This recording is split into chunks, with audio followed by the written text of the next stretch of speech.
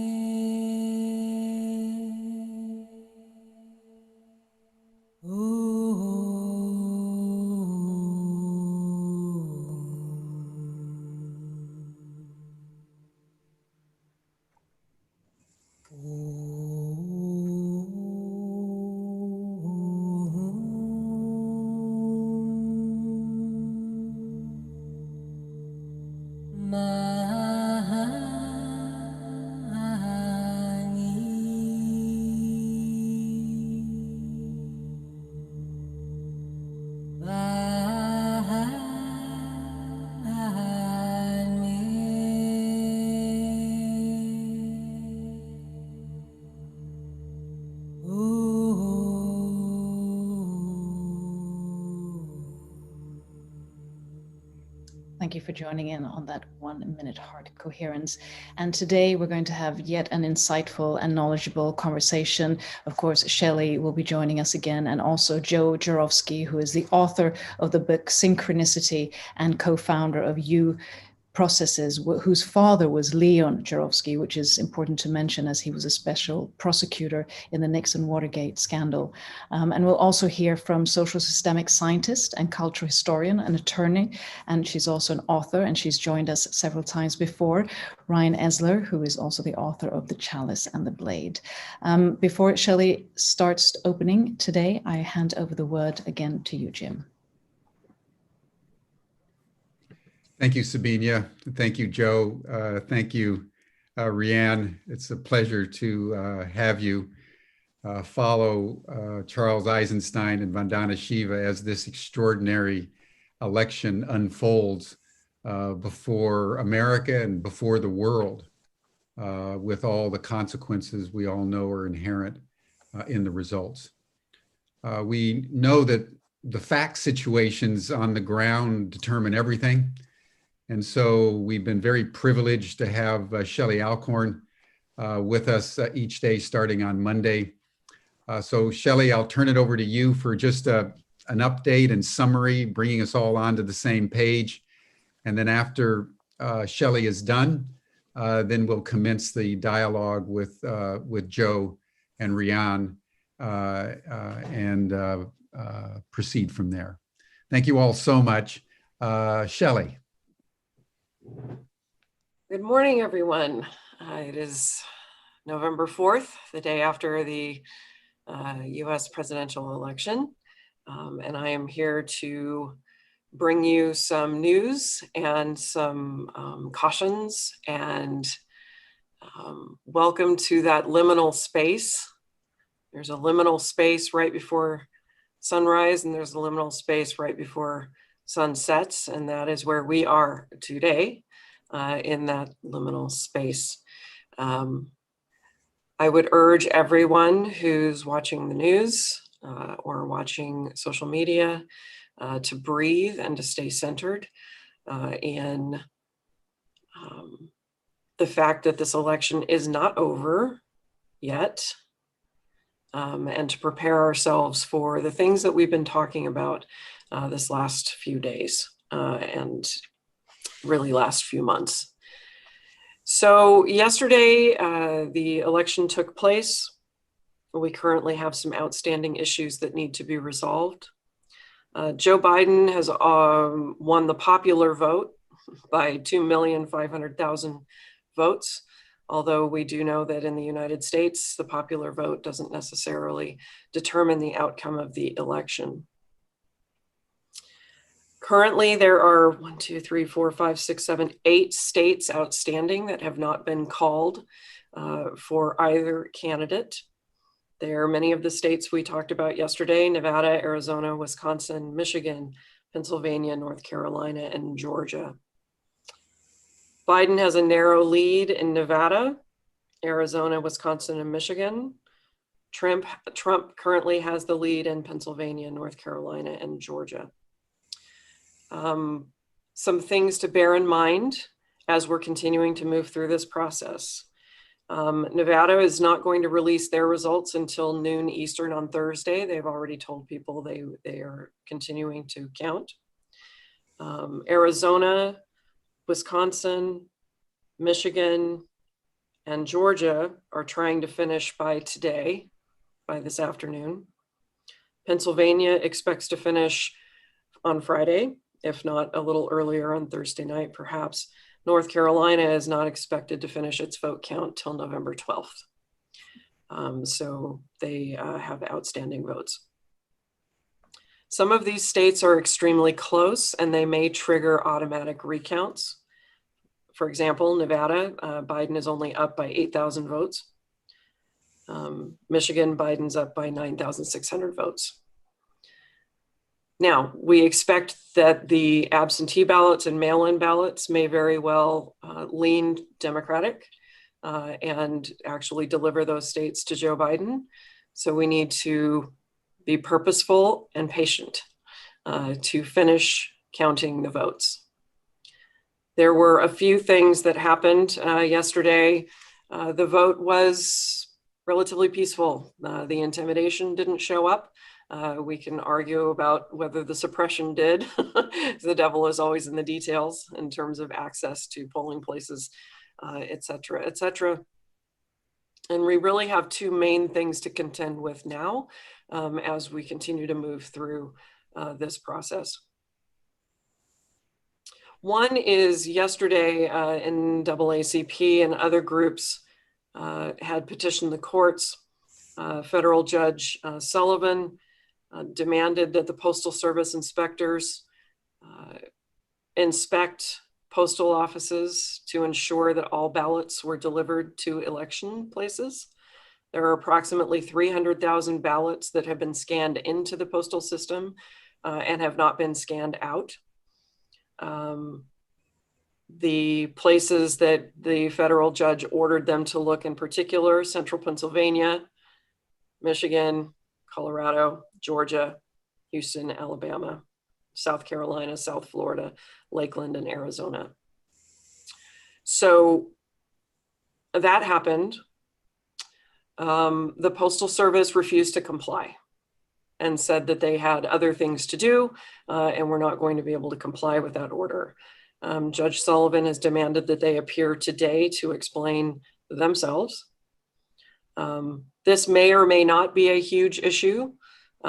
We do have what's been scanned in and what hasn't been scanned out. We do know that there were active efforts to slow down delivery times on the part of the post office, undertaken by Louis DeJoy, who is their Trump-appointed commissioner now. There are some folks saying that this isn't as bad as it seems, because a lot of the ballots were exempted from the normal exit scanning process because they were trying to get them to the election boards sooner.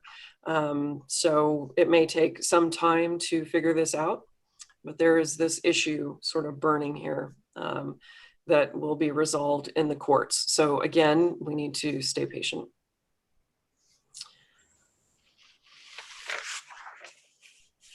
However, then we had two additional things happen last night.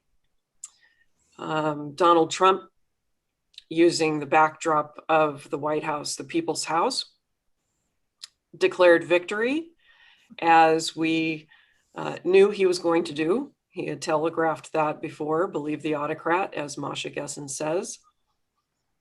He is obviously telling his supporters they're trying to steal the vote from him.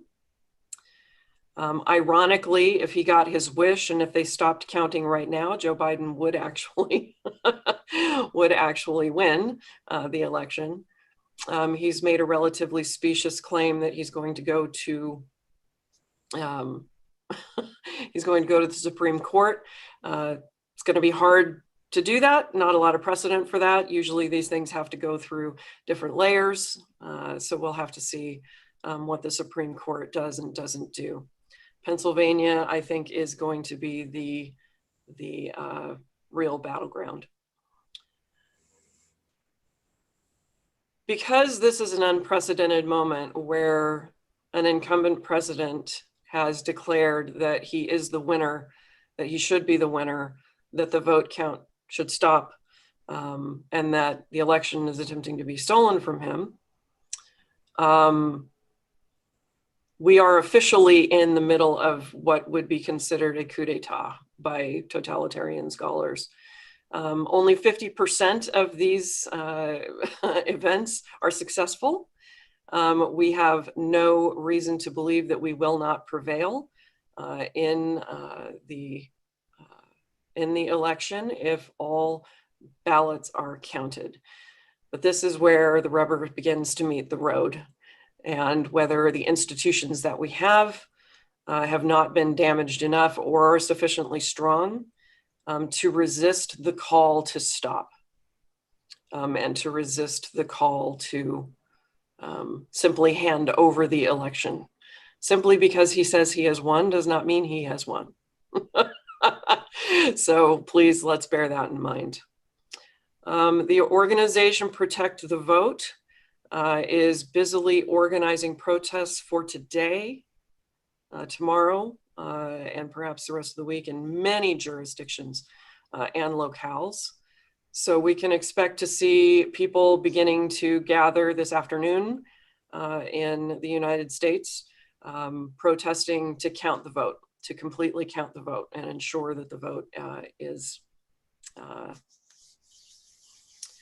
appropriately counted.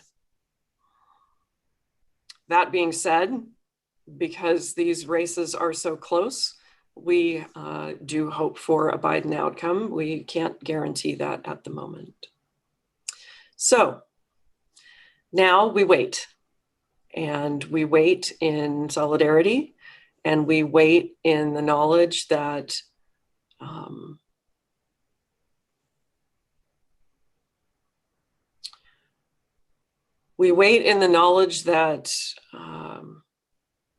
we are in a very difficult position. And we hope that it does not get harder. So I've been giving folks ideas on things to think about from Dr. Timothy Snyder's book on tyranny. And so let's go through some of our ideas and things to keep in mind for today. One of the ways to resist tyranny is to remember professional ethics. So professional commitment to just practice becomes more important. It's hard to subvert a rule of law state without lawyers or to hold show trials without judges. So we need to ensure that professional ethics are being upheld on the part of the judiciary in the United States and the election boards and organizations that are involved in this situation. Please contribute to good causes as you can. I know the pandemic has made it very difficult for many of us financially, but contributing to good causes, please continue to be active in organizations, political or not, that express your view of life. So please stay positive, pick a charity or two, get involved in your local community. Ensure that you're attempting to make things better in your local area. Another way to resist tyranny is to practice corporeal politics. So Dr. Snyder says, power wants your body softening in your chair and your emotions dissipating on the screen. Get outside, put your body in unfamiliar places with unfamiliar people, make new friends and march with them. Be a patriot, and not in the way that term has been co-opted, but be a patriot to set a good example of what America means for generations to come. They need it. And learn from our peers in other countries. Keep our friendships abroad, make new friends in other countries. These present difficulties in the United States are an element of a larger trend. No country will find a solution by itself. Make sure you and your family have passports. So those are the hints from today from Dr. Timothy Snyder.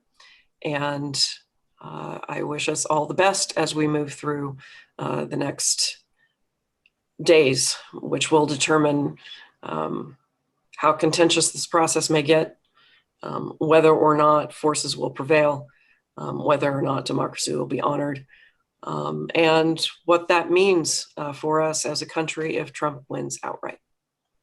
So thank you very much.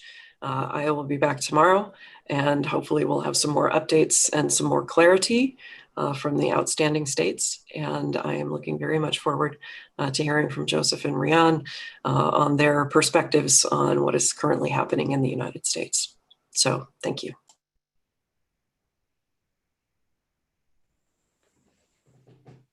Thank you, Shelly. Thank you very much. And you're welcome whenever you would like to comment on any of these issues as we delve into the very important subject of democracy in America and the broader implications of the rise of authoritarianism around the world, and how the world community comes together or not around increasingly critical issues like climate change. And that is why the prospect of another 4 years of Donald Trump is so troubling, I think, in the minds of many around the world, is that consequence could well mean that the world community cannot coalesce in the way it needs to address issues which, if not dealt with within the next 4 years, could be catastrophic in ways that we can't currently even imagine. So that's why Humanity Rising wanted not to bring in kind of political commentators for this week as much as, I would say, elders, people who've seen the world turn many times from various perspectives and have traversed that in a way that has deepened their sense of connectivity with life and has generated wisdom that hopefully they'll share with us during this time. So I'd like to invite welcome Joe and Riane to join us. And I'd like to start with you first, Joe. You come from a political family. You've worked on these and related issues through the U process for many decades. And then you, Riane, given your background in cultural anthropology and legal affairs. Just first, let's just start as, how are you experiencing what's happening? What is going through your mind? Joe, you're there in Texas. Riane, if I remember correctly, you're in California. How are you experiencing the election so far? Joe. Well, first, I'd like to just say to you, Jim, thank you so much for inviting us to be here. Shelly, thank you for that erudite analysis and update. It's just a privilege to be with you and all of your listeners. It's a real privilege to be here. Thank you. Well, to answer your question, I am centered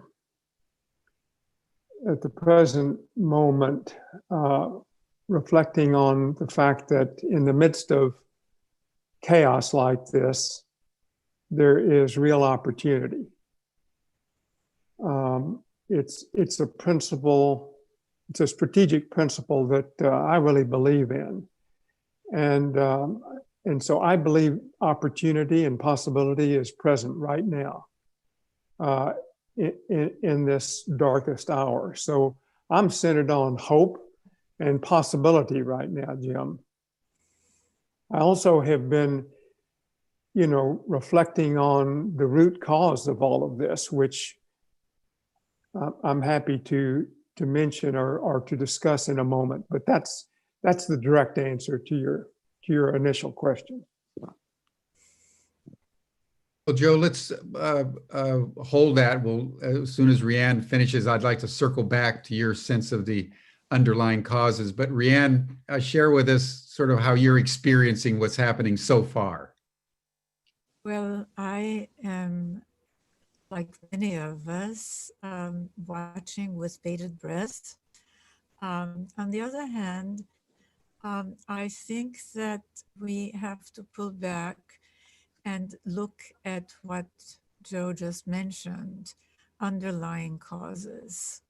How is it possible that so many people in the United States, the so-called cradle of democracy, are so susceptible to follow the leader, even if that leader lies, cheats, bullies? What lies behind it? And as you know, I have spent decades examining that, and for the journal at the University of Minnesota, the Interdisciplinary Journal of Partnership Studies, which was inspired by my work, I wrote a few issues ago. I was the guest, I'm the editor-in-chief, but I was the guest editor of an issue called Caring Democracy. And I will return to that because I think we really need to examine what do we really mean by democracy. Great questions. Thank you.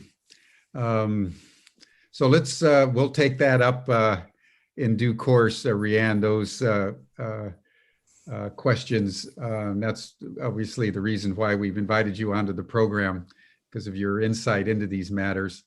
But Joe, let's start with your sense of the underlying issues here that we need to be aware of in order to address. Well, Jim, your list and Riane's list would probably be better than mine, but I'll just begin by just giving you this reflection. I think the underlying cause of this, the first one, is the disillusion by whatever it is, 35 or 40% of the US population. And it's, as we understand, these are some suburban women, some non-college white people, whoever make up this cohort. My view is that they do not feel heard. They do not feel understood, and they're disillusioned with our whole political process. So that's the first thing I would mention. And the other two things I would mention are really sort of related to that. How is it that these people feel that way? And it's that there's a distrust in institutions that prevails. There's a distrust of authority, and that first began evidencing itself after Watergate. So the Watergate scandal and what occurred there with Nixon and his people I believe caused a lot of people to wake up and distrust our institutions and the institution of the presidency. Even though Watergate was successful in terms of turning Nixon out of office, I can tell you my personal experience of what Nixon stood for and what he did leading up to that is truly disheartening. And the other thing that probably contributed to it, although others, may have a better view of this than me, I think there's aftershocks that have been occurring, aftershocks of the financial crisis, the 2008 financial crisis, which caused a lot of people great economic pain and caused them again to question our institutions, who in effect caused this. Our banking and financial institutions caused this. And so if you take all of this together, I think that's at least a beginning list of the underlying or the root cause of what's happening today. And, when I woke up this morning to see where we are, it's just dismaying. So let me just stop there, Jim, for a moment. Yeah, I mean, I think it's a seminal point that you're making, that I think all of us woke up this morning having thought that after 4 years of Trump, there would be a blue wave, or there would be some kind of upsurge of discontent. But it appears that Trump has actually consolidated power and influence, not only in the Republican Party, but upwards of now 45, 46, 47% of the American electorate. Democrats lost seats in the House of Representatives, which was a shock to everybody, including the Republicans. The Senate is still a bit tenuous, but it looks like the Republicans will preserve a majority there. So that even if the Biden ends up squeaking by, you're absolutely right that the more fundamental takeaway is that Trump is credibly legitimate to very close to a majority of the US electorate. And that should give all of us pause, and really get into these underlying reasons, which I'd like to circle back on, because I think your summary was an important start to a conversation. But Riane, what's your comment on that? Well, I agree that certainly some of the causes that Joe mentioned are there. And by the way, I meant to say how absolutely stunning Shelly's update was. And I really want to thank her for that. But I also want to say that my work has really gone much deeper than that. There's no question that many Americans feel unheard, but that is true of people who voted for Biden, as well as for people who voted for Trump. And it is also true that there is distrust of our institutions. But again, that is true of both the people who voted for Trump and people who voted for Biden. And so I want to look at it from a different perspective that goes much deeper. We're in a time of extreme uncertainty and disequilibrium. We are, for one thing, I mean, aside from the COVID-19 pandemic, but we're in a time of a shift a massive shift of eras, really, from the industrial to the post-industrial society and economy. And this is really a time when people are scared. And my research over the last, at least 4 decades now, has looked at how do people react to change, okay?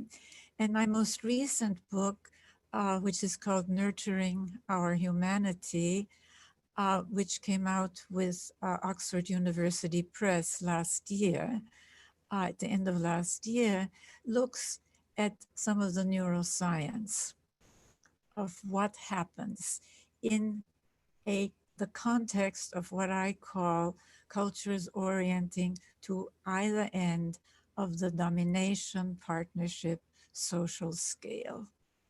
And I know that some of you may not be yet familiar with this new way of looking at society, but if you get away for a moment from our conventional thinking of right, left, religious, secular, Eastern, Western, capitalist, socialist, and really look at society in a way that includes all of humanity.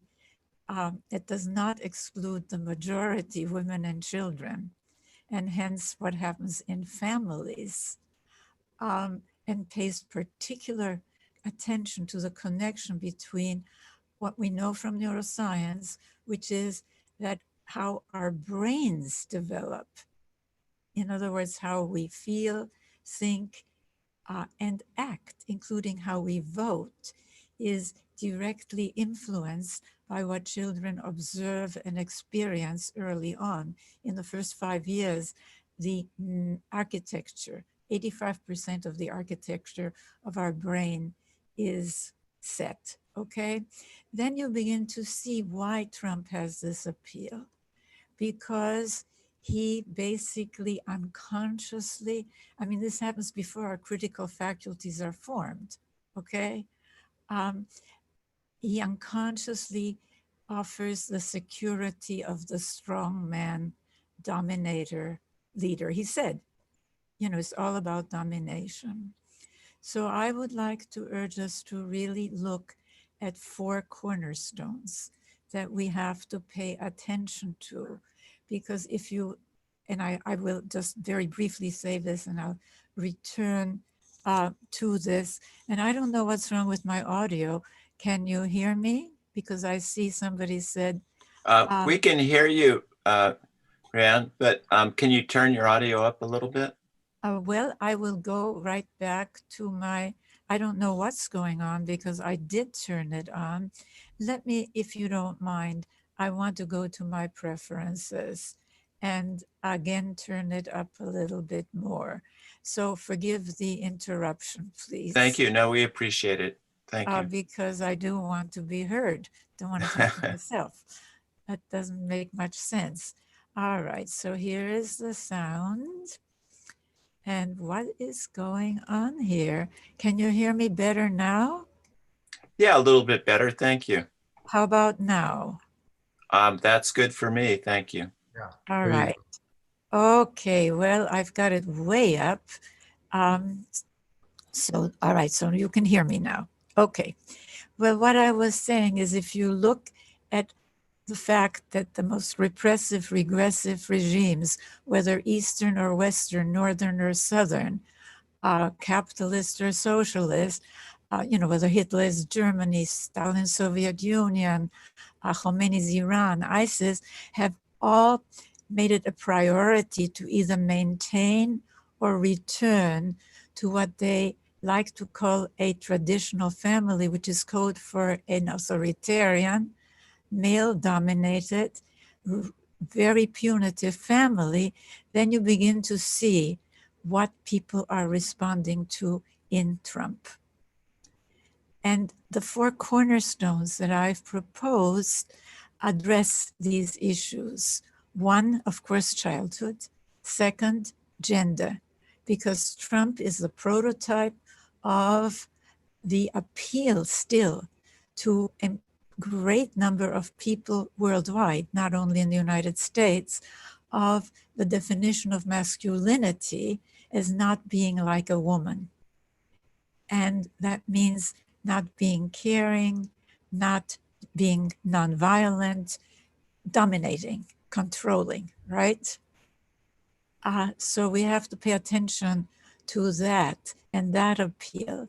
And of course, economics, but a very different economics, which I've proposed in my book, The Real Wealth of Nations, which I can get back to, and story and language. We have been told false stories. And we can really change these. Childhood will take some time, but the other three, we can do things right now to really help lay foundations so that we don't keep having these regressions to domination, such as what we're seeing here in the United States right now. Thank you, Riane. I think the point that you're making is a very important one. I'd love to have your comment on, Joe, that, you know, as we all traverse this transition from a change of eras that is just completely revolutionizing our world, everybody's caught up with this, not just the people who vote for Trump. I think Riane's making a very important point. It's also the people that vote for Biden. And so the feeling of not being heard, I wonder, maybe you could deepen your sense about that. Would you say, for example, that those that vote for Biden have a sense that they are being heard in the midst of this tumultuous change? Because I think, you know, what Riane is proposing in her dominator partnership model is sort of going to the gestalt of kind of civilization that, once understood, can inform the way that kind of patriarchal domination matrix informs behavior in the political process, among other aspects of our social expression. So what would be your comment on this? Well, I am completely aligned with Riane's analysis and what she was setting forth. It seems correct to me. This is over my pay grade in some ways, but just instinctively, I feel very aligned with the analysis that she laid out. And my feeling is that the only way forward is what I believe Riane briefly alluded to, but I'm not sure. But that is to renew and rebuild a caring democracy, a caring society. And the task is to heal the fragmentation that Riane was describing. And I have some thoughts and ideas about how to do that, processes and ways forward. But that's my initial reaction to what I just heard and what your question was. Yeah, we'll certainly get to solutions and positive processes in just a little bit, but I think it's worth spending more time on analyzing sort of the gravity of the situation. And let me bring in this perspective of Carl Jung and get both of your comments. As you all, or most of you may know, Carl Jung was one of the first observers back in the 1930s to understand the gravity of what Adolf Hitler and the emerging phenomenon of the Nazis meant for Germany and Europe. And just a quick discursus here, he first began to realize that something was wrong in the late 1920s, when in Switzerland, his German patients, as opposed to his French, Italian, Swiss, and other nationality patients, were reporting to him dreams of unusual violence and destructiveness and chaos. And he began to realize that what was emerging in the German psyche was an archetypal formation that he called Wotan, after the god of frenzy, the preeminent god in the Teutonic pantheon, that was seizing the German collective consciousness and somehow was incarnating through Hitler. And this is what made the Nazi phenomenon so extraordinarily powerful. It wasn't just political, it was archetypal. It had seized the collective psyche. I did my PhD dissertation on this and related matters, so it's something that I've studied, and I must say that it feels to me that the same phenomenon is being played out with Trump in America. You can feel almost the magnetic attraction that he has, and the mesmerizing effect that he has, that no matter how disengaged he is from reality, like the Nazis, that just spun this incredibly disconnected theory of racial conspiracy, that people believe it is real. And the point that I want to make is not so much that, but when he gave his Terry lectures at Yale in 1937, Jung said he'd been pondering on how this could happen to the most civilized, industrialized, scientific nation on earth, the Germans. And he said in the end, the only thing that he could think of was that the Germans became susceptible to this kind of disconnect, this kind of mesmerizing psychosis that he called mass hysteria. And his definition of mass hysteria was when completely ordinary individuals that are law-abiding, go to church on Sundays, have jobs, are friendly with their neighbors, but collectively they engage in something that can only be judged as insane. How does this happen, says Jung? It's because they're disconnected from nature. They're disconnected from the earth. So I'd love, Riane, your comment on this, Joe, your comment on this. Does this ring true to you that Trump potentially represents the same kind of mass hysteria?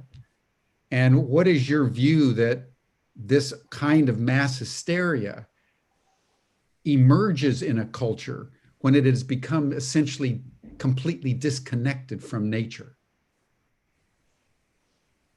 Well, I'm going to jump in here because Jung wrote and thought and had some enormous insights at a time before we had biological science and neuroscience really showing what happens. This is not inevitable.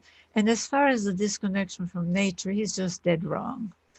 Because look, there are atrocities that have been committed by people in rural areas just as much as in urban areas.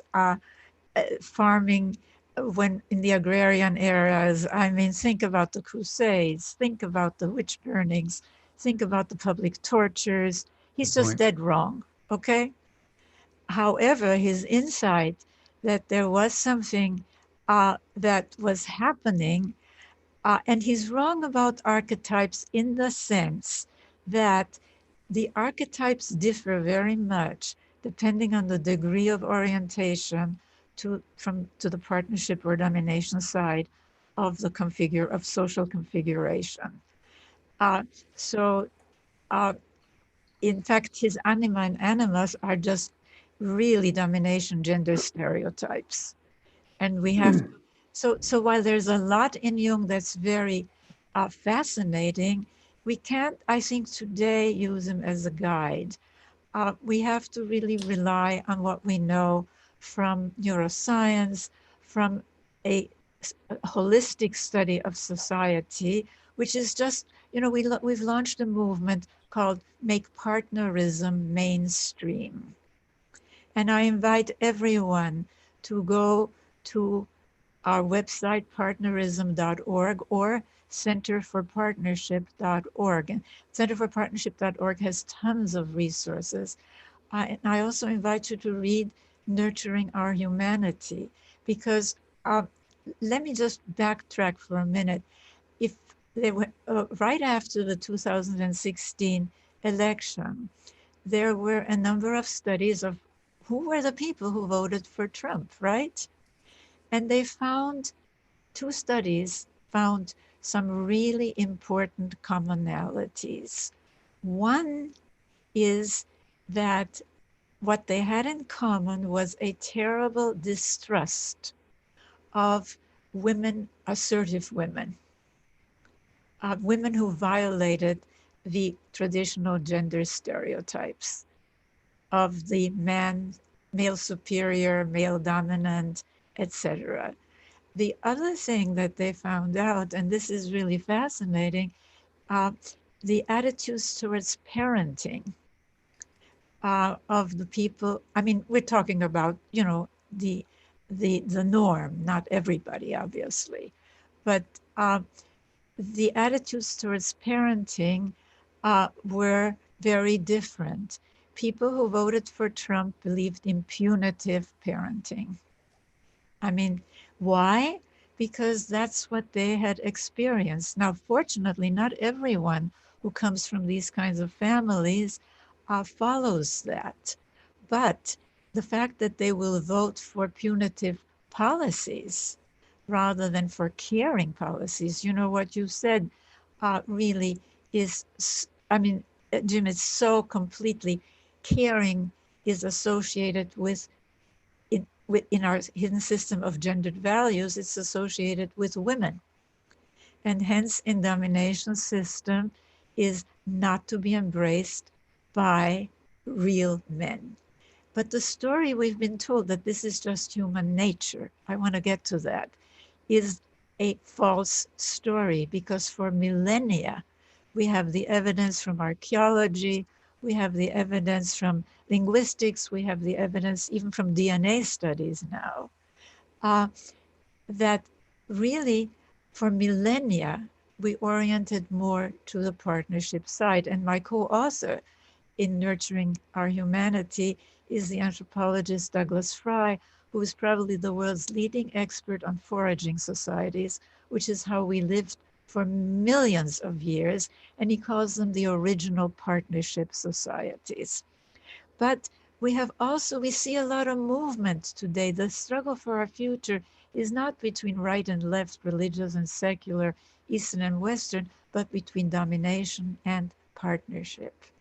And once we see that, we become empowered to make the necessary changes. And I see why is no one talking about emotional intelligence and heart awareness? I'll tell you, Of course, we're talking about it. We're talking about a caring democracy, but caring, heart awareness, emotional intelligence, they're relegated in the domination mindset as soft or feminine, right? So let's go deep. Let's look at society from a different perspective. And then we can work on these four cornerstones. Somebody in the chat box wrote about parenting, essential to shift from authoritarian and violent parenting to authoritative and non-violent parenting. It's happening. It's happening. And the nations that have pioneered the movement towards partnership, nations like Sweden, Finland, Norway, which are not socialists, they have a very healthy market economy. These are the nations that pioneered the first laws, making it against the law to use physical discipline in families. This is fundamental, but gender economics, a caring economics guided by caring for people starting at birth and caring for nature. There is nothing in either socialist nor capitalist theory about caring for nature. Nature was there for both Marx and Smith to be exploited. We have to go beyond that to a caring economics. Moreover, for them, the work of caring for people, starting at birth, for them that was women's work to be performed for free by women in male-controlled households. We are dealing with theories that came out of not only early industrial times, but times that still oriented much more to domination. So once we change how we think about what's possible and what our goals really need to be and what our interventions need to be, both short-term and long-term, we can make progress. But we have to understand that every progressive social movement has challenged the same thing, a tradition of domination. Okay? And once we understand that not enough attention has been paid to these foundations in these movements, we can move forward.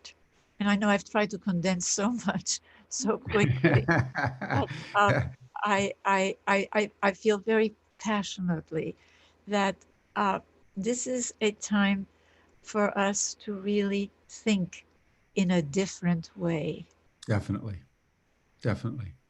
We need a whole new narrative for humanity. There's just absolutely no doubt about it. And I think, Joe, this is where you really shine, because starting with your book on synchronicity back in the 1990s, mid-1990s, which many of us read, like Riane's, The Chalice and the Blade is one of those seminal books that really galvanized, I'd say a whole generation of us into thinking about gender and culture in a completely different kind of way. Riane, I think that was your real achievement. And then with you, Joe, not only with synchronicity, but what you developed with the U process and sort of the whole youth theory of presencing and social change, kind of given the reality that Riane's describing, and any comment you want to make on that or about Carl Jung's analysis of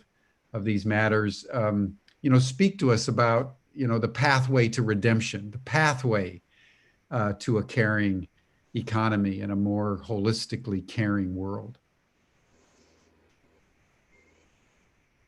So thank you, Jim.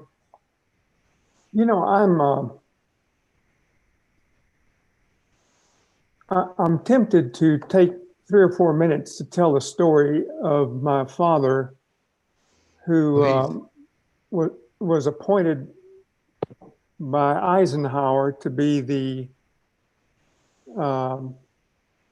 chief prosecutor of the war crime trial section in Europe. And his job was to try the first 5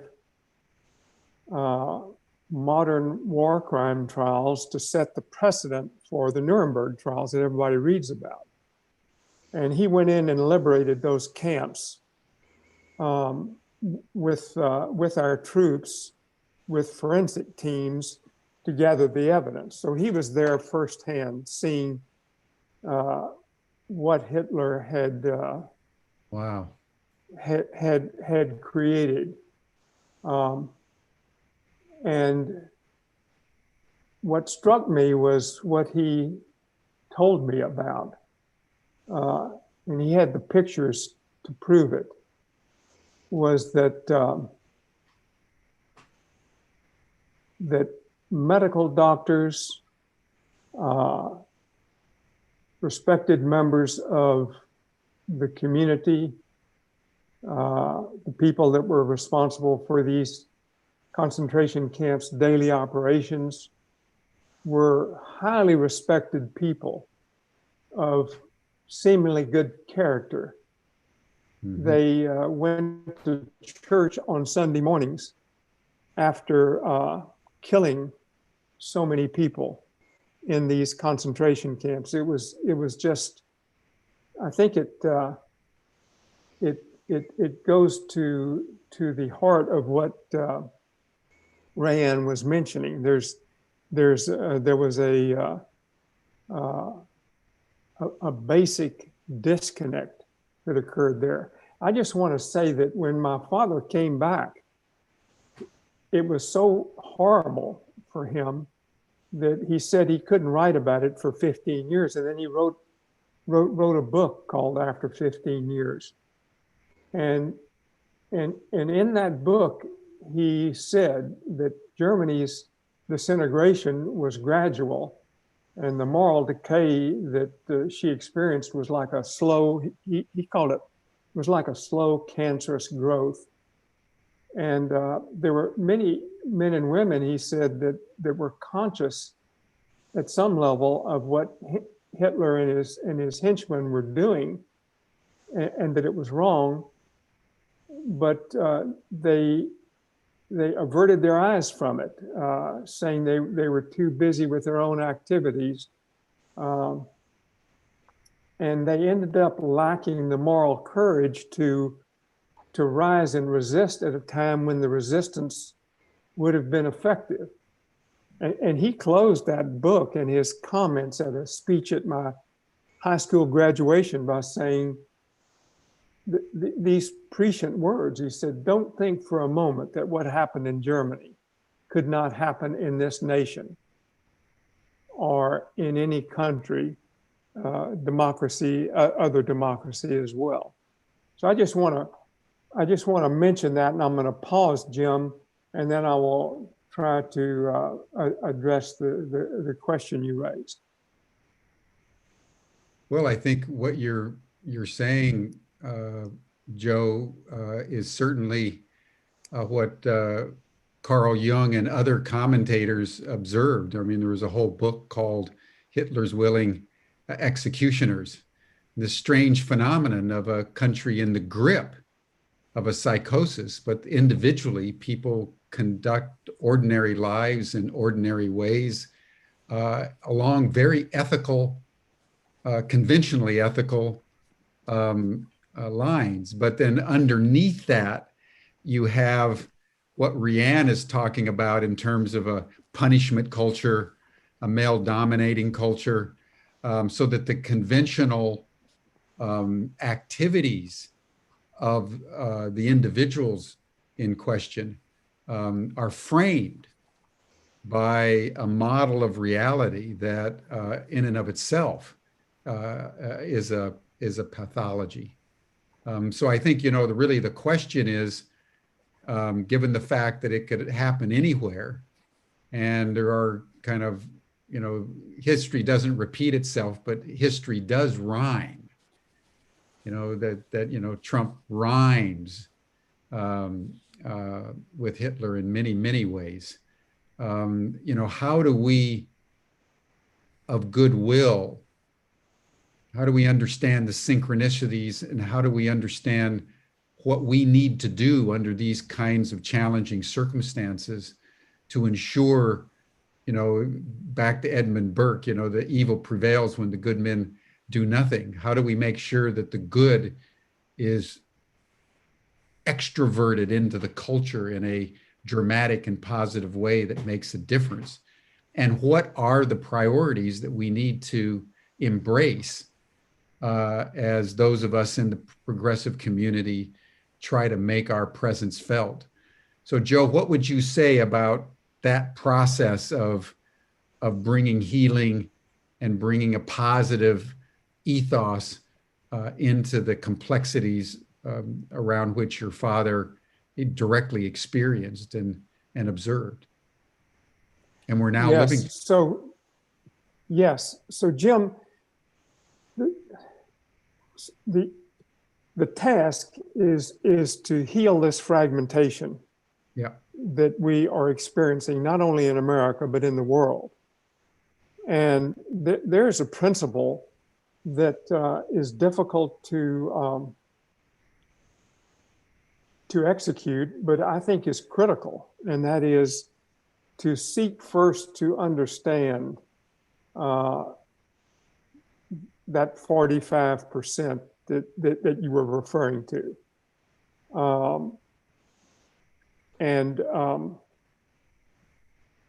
The practical application of that, which I can get into momentarily, using the illustration of the U process, which you mentioned, but it means rebuilding civic infrastructures through processes like dialogue and taking members of Congress and trying to create a dialogue between the two warring factions. As a matter of fact, Jim,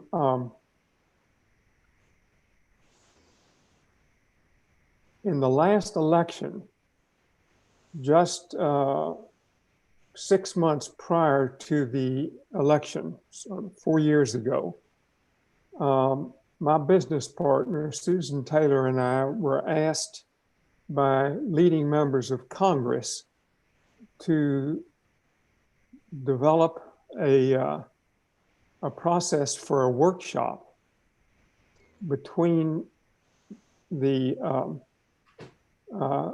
two sides of the aisle in the House to begin this process. And we designed this and actually had the site all laid out, all determined. And we were going for a 4-day workshop teaching generative dialogue, Bohemian dialogue. And people from the Republican side and the Democratic side had all committed to do this. And then when the election occurred and the current incumbent won, the thing just blew up and went away. But I would love to find a way to recreate that opportunity again. So that's one thing. It's just illustrative. But I'll pause there for a moment and then say something else, Jim. Oh, please continue. Please continue. But boy, if you could work something out to work directly into the House of Representatives or the Senate, Joe, with your deep experience in the U process, that would be spectacular. So that's exactly what we were ready to do.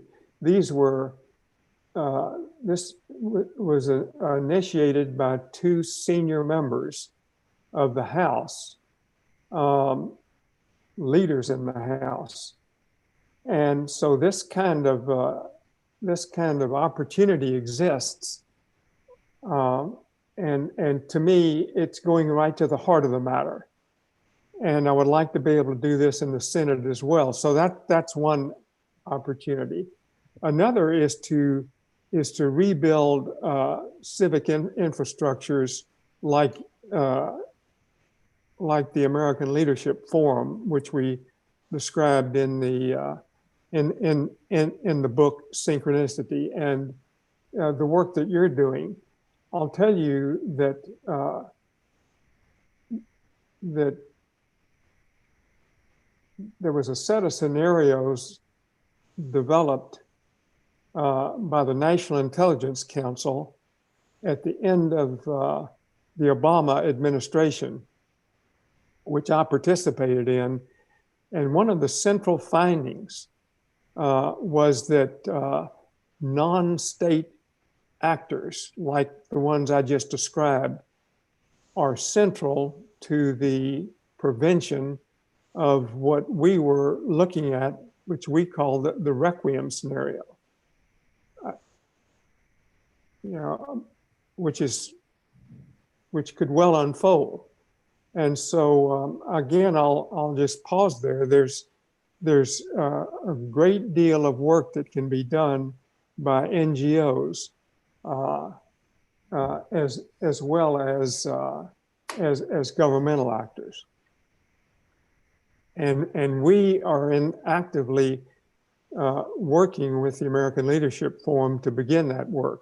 And my colleague Otto Schormer is doing the same thing at MIT. He and I, as you mentioned, co-developed the U process, which I'd like to mention momentarily. But in his large online courses, which he calls the U Lab courses, he's reaching up to 80,000 people during one of these courses. So let me pause there for a moment, Jim. Well, I think that what you're saying is absolutely true. I remember back during the height of the Cold War, when there was not only the Great Divide, but nuclear weapons pointed at each other on both sides. And during the early stages of the Reagan administration, then Gorbachev during the mid-1980s, there was a number of us. I was working at the Esalen Soviet American Exchange Program at the time that got right in the middle of it. And it was through what they called citizen diplomacy, the non-state actors, that all kinds of creativity began to ensue that the principals were incapable of imagining, given the hostility. And you're absolutely right. I think the U.S. is kind of bordering on civil war in many ways, and the non-state actors, the people, the citizen diplomats, as it were, could really have a role to play to ameliorate the tensions and catalyze solutions.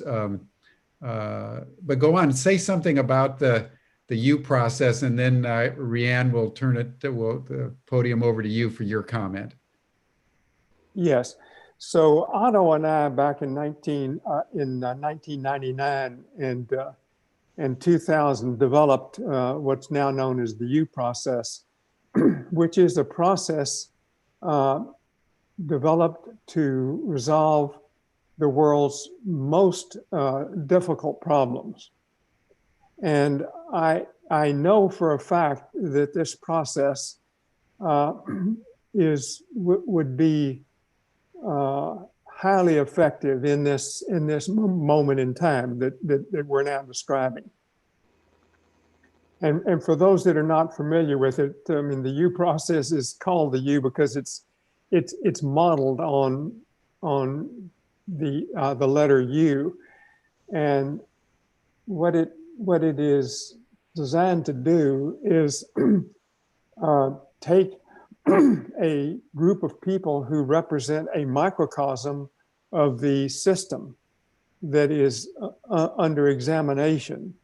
And there's a lot of science about the fact that if you can create solutions using a true microcosm of all of society, that it can be then brought to scale in very effective ways. And we've done this in large societal issues for years now. The key on the left-hand side of the U is to understand current reality at a depth that is unmistakable. So it's not only observing current reality, but with the people in the room who hold diametrically opposed views from you. The 45% that we're talking about, you suspend your judgment, you suspend all of your deeply held views deeply enough so that you can hear them and truly seek to understand. That's the first principle. Seek first to understand. And then all the people that are in this ULab let go of their preconceived notions about what the solution is. And you tap into what I have written about in the book Source, which is the field of active information, or the implicate order. There's a dozen or more names for this, but it is the source of the entrepreneurial impulse. It is the source of all information. And the fact is that if you hold the intention and the belief that the solution exists, and that you do what's necessary on the left side of the U, there are breakthrough moments where the solution presents itself, and then you can move to the right side of the U, crystallize, and act. Beautiful. Thank you. Thank you. It's a very deep process. I've studied it and used it in different ways over the years and can testify to its efficacy. It's quite an extraordinarily effective tool for both understanding and leading to action. So thank you for that. Riane, what's your comments on what Joe is saying around, the necessity of civic engagement through, non-state actors, and his U process, and building on that? What is your recommendations? What would be your invitation to us today to think about or embrace as we work our way through this thicket of complexities that are challenging the United States and the world right now? Well, thank you. And thank you, Joe. Speaking of invitations, I'd like to invite you, Joe, to use the U process using the frame of the partnership domination social scale, because there is a basic fear that if you grow up in a domination subculture as mediated through family, education, religion, politics, etc., economics, you only see two alternatives. You either dominate or you're dominated. There is no partnership alternative. So I can see where the U process could be used to show the efficacy, to make people feel safe by using the partnership approach. How do we do this? One is through economics.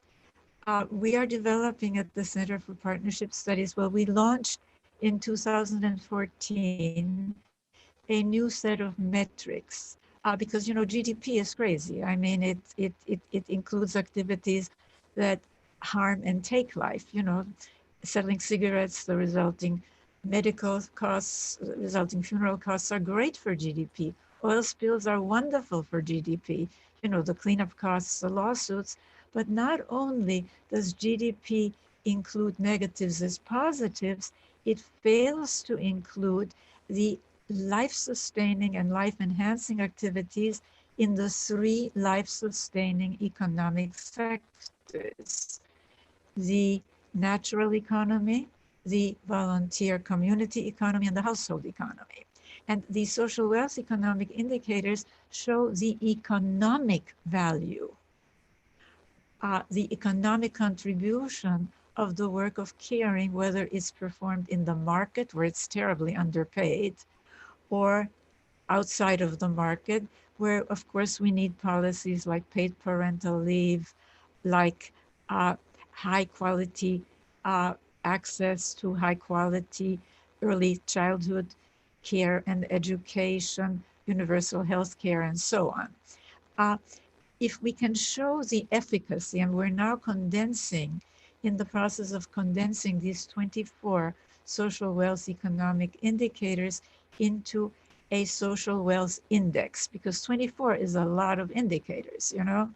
And you can find out about this at centerforpartnership.org.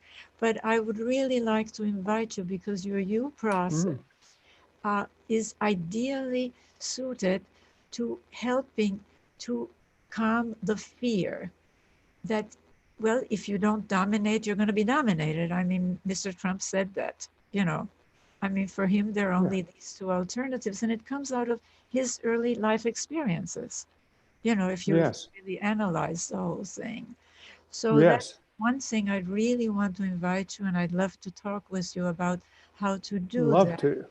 Great. Now, the other thing that I want to say is that it's not a simple question of dealing with, we have to do the short-term work, which is really essential.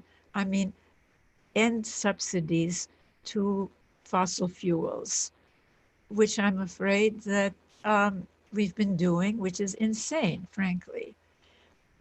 You know, it makes absolutely no sense to do that, but we also have to do the deep work. And I want to really go into that, because if we understand that the Black Lives Matter movement, the movement for gender equity, the movement for racial equity, the movement for economic equity, the movement against the use of violence to impose your will on others, whether it's in families or in the family of nations, they're really all part of the movement to shift from domination to partnership. If you look at it in a holistic way, that does include the majority of humanity, women and children, which we haven't done. I mean, if you really think about it, modern science came out of 600 years ago, out of a monastic, celibate, all-male, misogynist, clerical culture.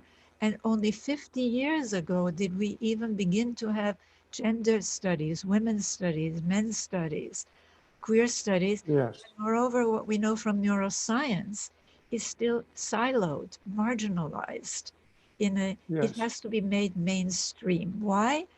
Because then we can really get rid and understand this whole problem of in-group versus out-group thinking. If you have a model of our species in which the male form is considered superior over the female form, you have a model for equating difference, okay? Whether it's based on race, on religion, you know, it can be Shia versus Sunni, Sunni versus Shia, with either dominating or being dominated, being served or serving. And so we have to really look at society by integrating what we have not really looked at: family, gender, childhood, caring, because we have a gender system of values, and of course, story and language. You know, I cannot emphasize this enough. Linguistic psychologists have long told us that the categories and especially the social categories, provided by a language channel our thinking. So it's almost impossible to see other alternatives. That's why I've introduced terms like partnership system, domination system, hierarchies of actualization rather than hierarchies of domination. Because we need parents, we need teachers, but our job is to show the efficacy and the fact that if we shift towards partnership, we have a much better chance of surviving and thriving. And once we use that knowledge, use the tool of the social wealth economic indicators and the social wealth index as just one tool, but it's not going to happen overnight. And this is something that I think is very hard for us to accept, that to help the people, you know, I mean, which is shocking to me as a Holocaust survivor, frankly, that even in the United States, in this so-called cradle of democracy, so many people really follow the authoritarian leader. But I understand it now that I've spent a good part of my life studying it. And it can be changed. It can be changed. And the good news is how much movement there is towards partnership. The bad news is the enormous domination resistance and the periodic regressions. And if we are to avoid these regressions, whether it's so-called religious fundamentalism, which is domination fundamentalism, you know, top-down rule in both the family and the state, right? Keep women down, have holy wars, you know? I mean, it's a classic domination configuration, whether it's totalitarian, whether it's the authoritarianism that's rising in this time of uncertainty and disequilibrium. We have to show that there is another alternative, that partnership alternative, and we have to really help people feel safer and know that there are solutions. That is what I would love to really have us all work together for, because unless we change the frame, we are still on the margin, aren't we? Yes. So Yes. I just want to invite everybody, look at the site, make, you know, partnerism.org, look at centerforpartnership.org, and read Nurturing Our Humanity. I know I'm best known still for The Chalice and the Blade. And that book, and if you get that book, please get the 57th printing, the 57th US printing, because I wrote an epilogue on it, bringing it up to date for that printing. I mean, things begin to fall into place, and when they do, we can really do better than what we have. You know, do you want to make a quick comment, Joe? Because Well, I can't no, think of a more potentiated opportunity right now than a fusion of the partnership model with the U process. I mean, that just makes my mouth water. Well, all I can say is I feel the same way, Jim, and we will make it a point to connect up with you, Riane, and look at all the possibilities and start acting. Because I just, my comment is I followed exactly what Riane was saying and completely agree.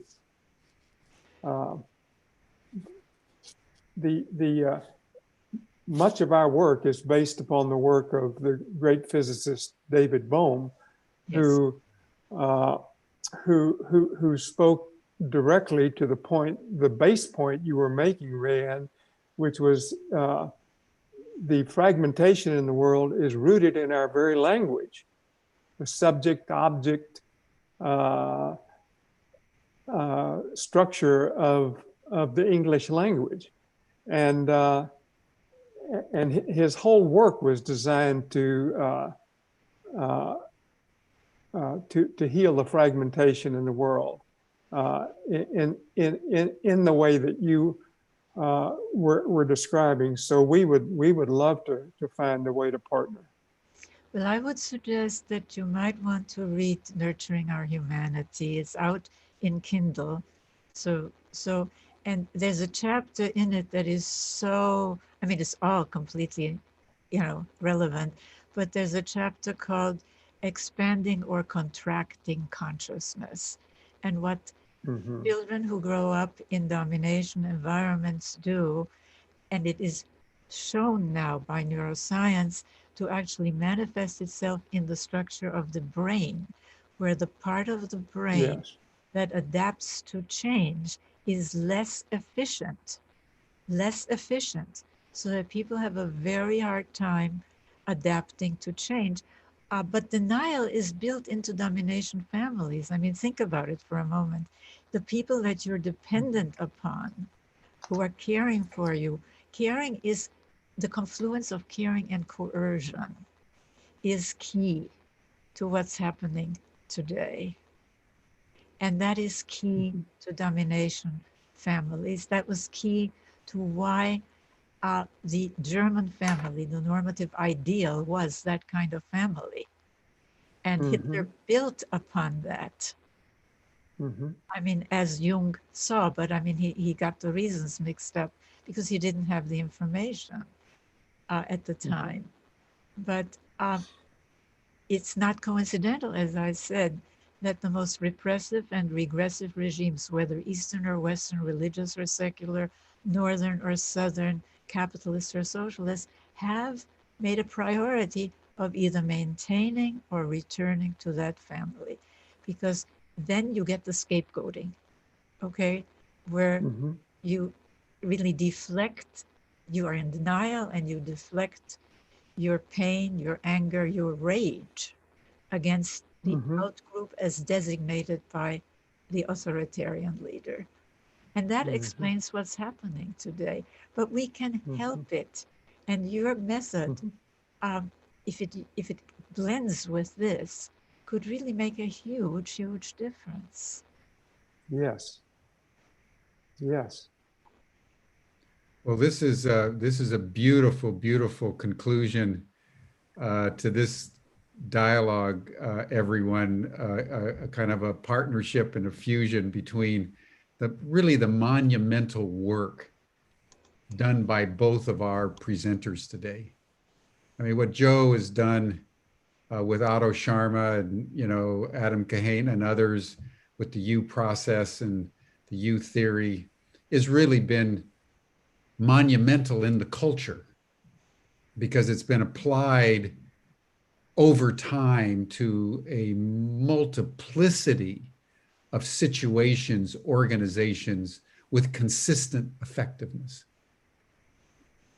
And then with Riane's work, over the decades, with her cultural anthropology of the Chalice and the Blade, and now the partnership model and her True Wealth of Nations, this fundamental gestalt shift that undergirds the civilization itself. If you could really fuse those two, that would be an extraordinary thing.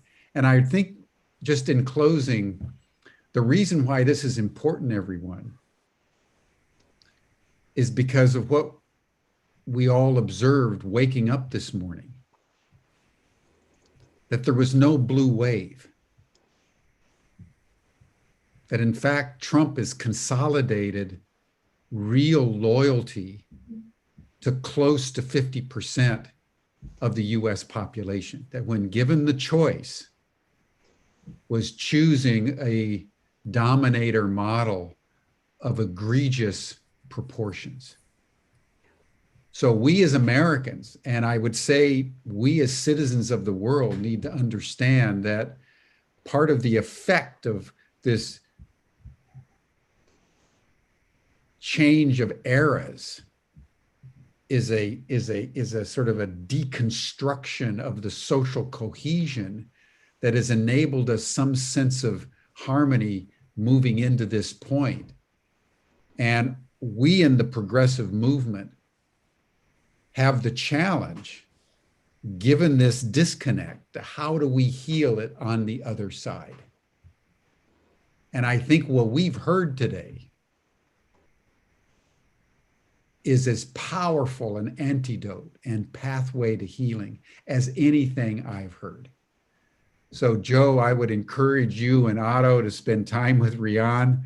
It would be an incredible session on Humanity Rising if we could bring you guys back specifically around the synergies between the U process and the partnership model. I mean, I just think this could be stupendous. So I want to salute each of you, and we're way over time, but take a minute, each of you, starting with you, Joe, and then Riane. Just take 1 minute for a final statement or invitation to us on the day after. Thank you. The first thing I would like to say is thank you, Jim, for convening us all together, and particularly the opportunity to meet Riane and to listen to her analysis. I will say that we will reach out to you this week, Riane, and we'll begin finding a way to connect up. Beautiful. And that's a commitment for me. To me, the fusion of the two approaches is very exciting. Not just exciting, but it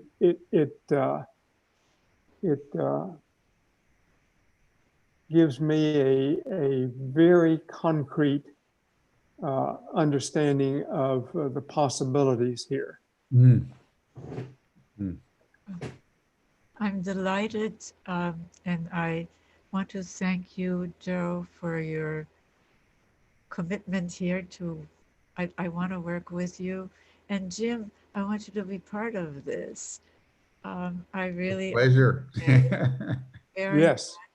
And hey, these are difficult times. I mean, I don't want to minimize that. And it's not only the people who are sort of rigid and stuck in this domination thinking, but all of us who have fear. So I love the way you always start things with breathing. So I hope we can end with some breathing. Know that we will persevere.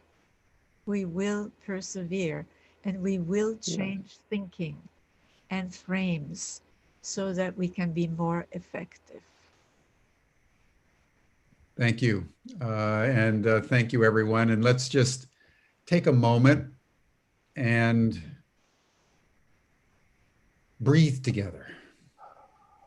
I think what we've witnessed over the last 90 minutes has been very powerful in both its analysis and its potential.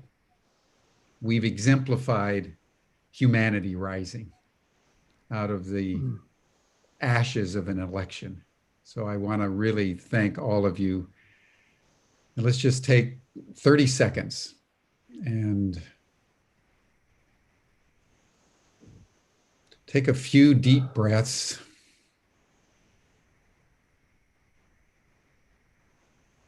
And just attune yourself to your heartbeat and the heartbeats of Joe and Riane and Shelly, Sabina, everyone on this call. All of us around the world that yearn for true understanding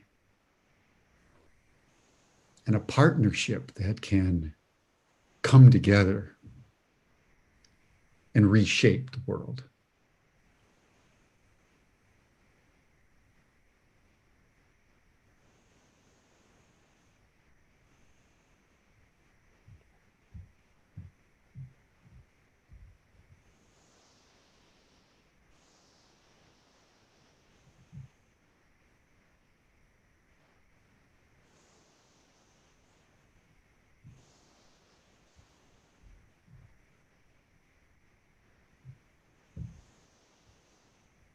Thank you, everyone. Beautiful session today. Tomorrow we will meet again, 5:00 p.m. Central European Time, for a continuation of this dialogue after another 24 hours of unfoldment, where we'll be listening to some millennials, some young people that have been in the thick of the election process, and also from another elder and sage, Carolyn Baker, who's been a scholar in the field of navigating through chaos. That's tomorrow on Humanity Rising. Joe, Riane, thank you. Thank you, thank you, thank you. Let's do this. Let's totally do this, guys. Thank all the people who have written all of these comments and all of you. Oh, yes, our chat. And for all of you, we have an after chat session. The link is in the chat box. Riane, Joe, you're welcome to join if you would like for 5 or 10 minutes just to talk with people. But just thank you all, and we'll see many of you in the after chat session today. This has been beautiful, splendid, and inspiring. Bye, everyone. Bye. Bye. Thank you.